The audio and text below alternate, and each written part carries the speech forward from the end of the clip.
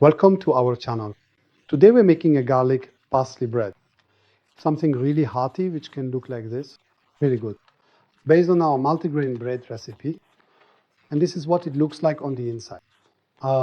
Really delicious fluffy treat.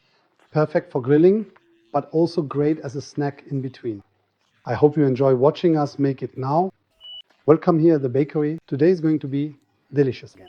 The ingredients for our garlic bread. Do we even call this garlic bread? Yes. The ingredients for our top that. What are you, a bird or something? Now we even startled ourselves just now.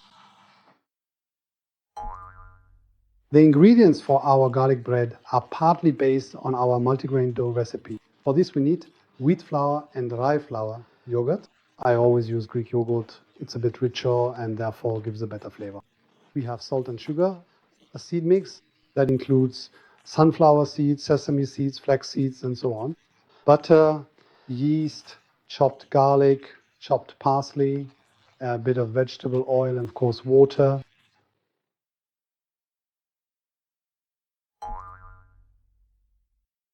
Preparing the dough is as simple as can be.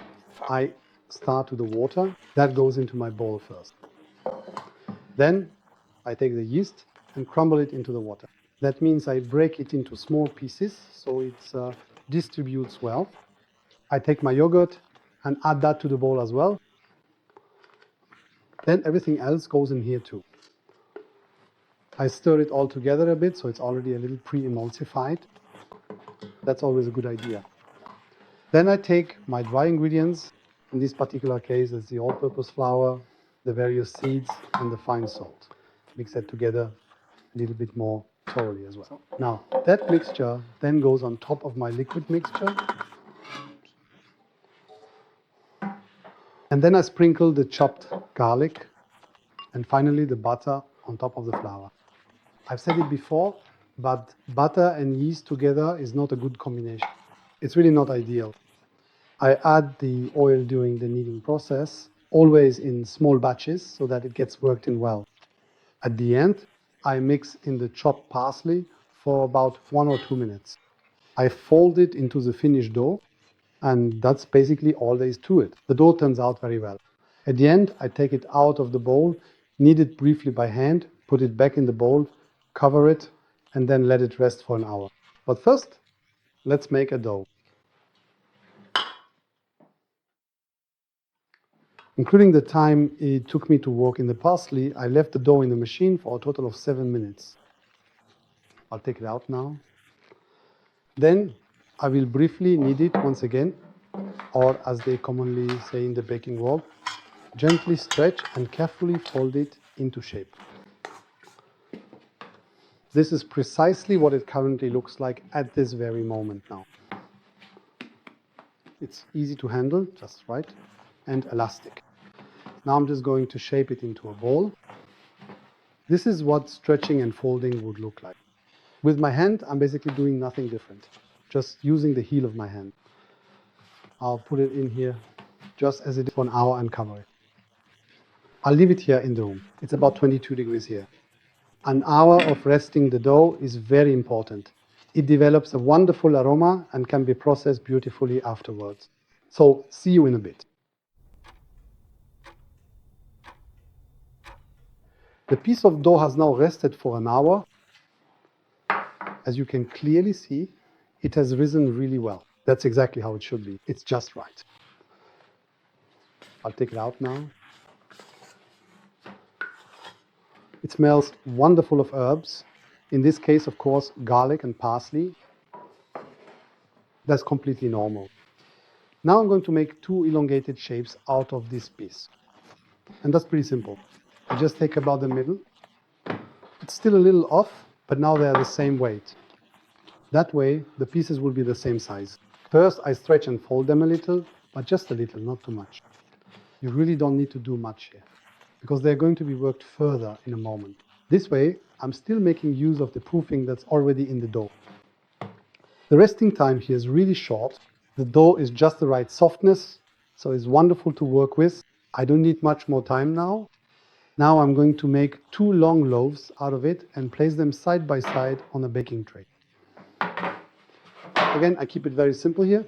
I stretch them out a little, tuck the dough in a bit, and now I just shape the bread. You can already see how wonderfully easy it is to work with this dough. I really don't have to do much. I just pinch the ends a little to make them pointed. You can see here's a seam, and I roll both of my loaves a bit in flour. I do this partly for the appearance, but it's also nice to see on the bread later.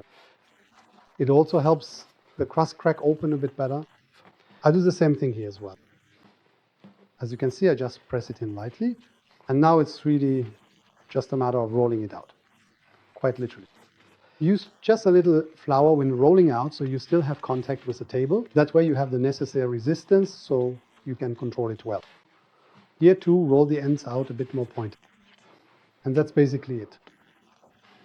Here's my seam. Here again, a little flour, just roll it around in it a bit. So now I have 2 loaves, or rather pieces of dough, that are almost the same length. This is what it all looks like.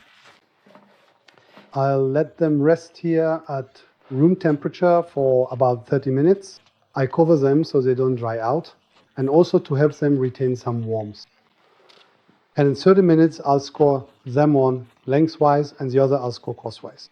Then they'll go into the oven at 215 degrees with steam, and I'll bake them there for 30-35, at most 37 minutes.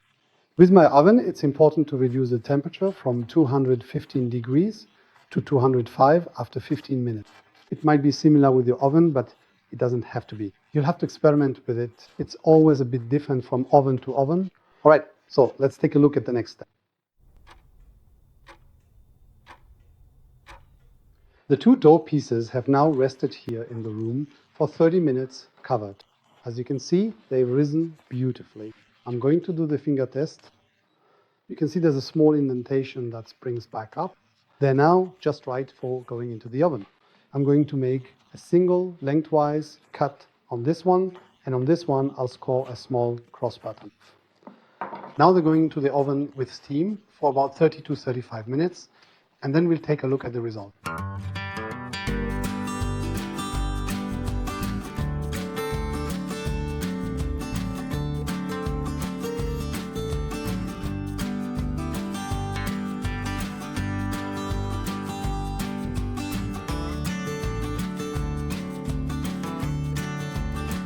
The garlic breads have now been in the oven for 35 minutes. They're baked through nicely. You can hear it. That's what a freshly baked bread sounds like. I hope our little video brought you some joy again. Delicious things, great for grilling. You should give them a try. If you enjoyed it, go ahead and bake them yourself. Thank you very much for your attention. As always, you'll find the recipe for these breads in our video description, and I'd be happy to see you again in 14 days on our channel. All the best. Until then, goodbye.